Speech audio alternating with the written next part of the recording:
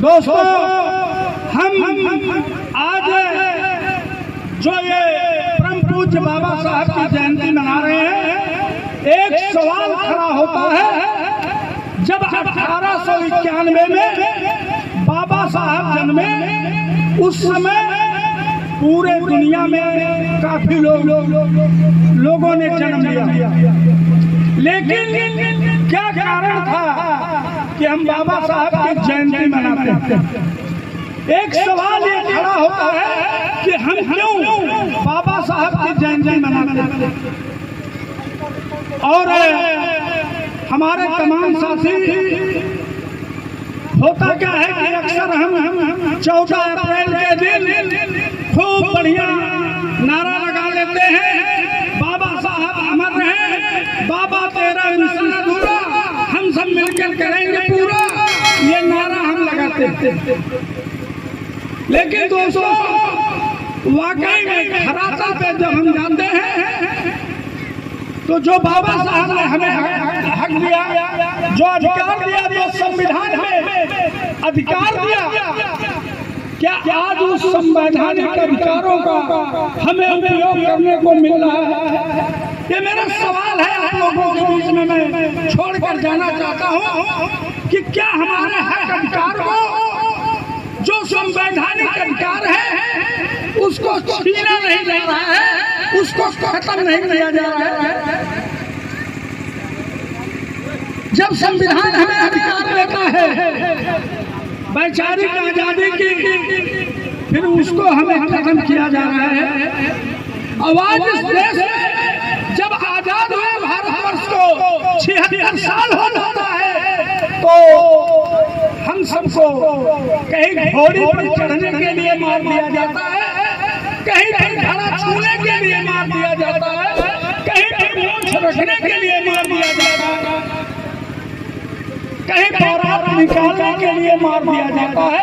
ये सवाल खड़ा होता है कि आज आजादी के बाद भी क्या हम गुलाम नहीं हैं?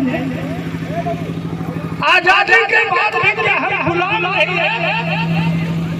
तो साथियों, मुझे अपने हक अधिकार को लेने के लिए हमारे नौजवान जो साथी हैं, इन नौजवान साथियों को आगे आना होगा। चूंकि जब मानवर कांशीराम साहब ने बम से बनाया, DS4 बनाया, हम लोग उस समय लगे, हम लोगों के अंदर भी उस समय नौजवानी का जज्बा था। गांव यही पैकोली बाजार है, इसी पैकोली बाजार में हम लोगों ने जनसभा किया था।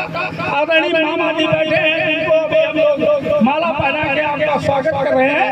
तमाम वो उसमें से आज भी बुजुर्ग हमारे बैठे हैं। शुरुआत हम लोगों ने किया था इसी पैकोली गाँव।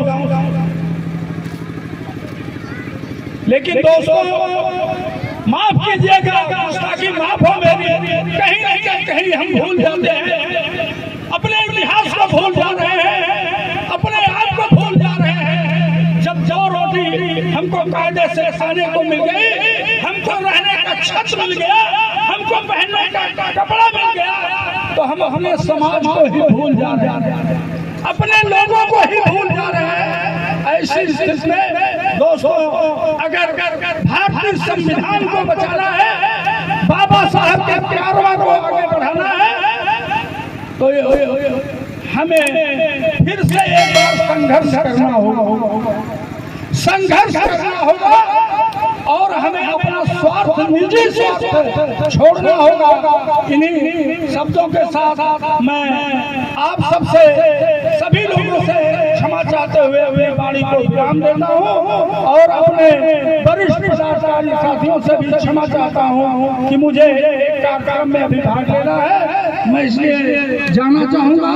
बहुत बहुत धन्यवाद। जय भीम, जय भारत, नमो बुद्ध।